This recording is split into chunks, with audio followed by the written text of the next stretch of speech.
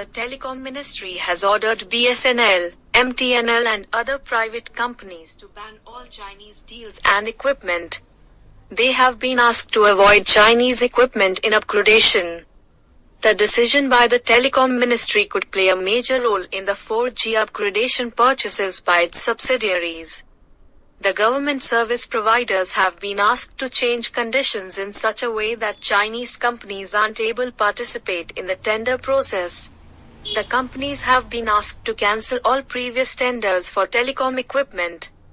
Directives will also be issued for private mobile service providers to rule out use of any existing Chinese equipment and ban any new purchase.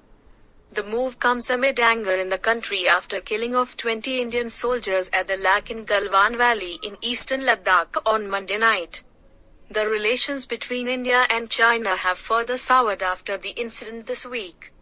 Anger has been simmering in the country ever since, with many calling for boycott of Chinese products and apps.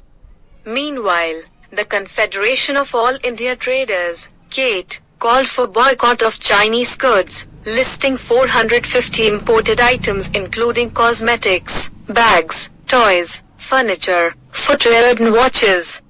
The objective is to reduce the import of Chinese finished goods by $13 billion or about Rs 1 lakh crore by December 2021, CATE said.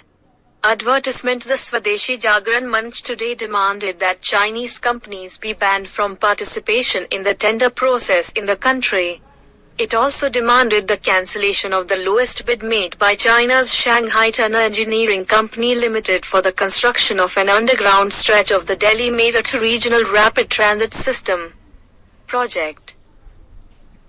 Earlier on Wednesday, India delivered a strong message to China that the unprecedented incident at the Galwan Valley will have a serious impact on the bilateral relationship. It also held the premeditated action by Chinese army directly responsible for the violence.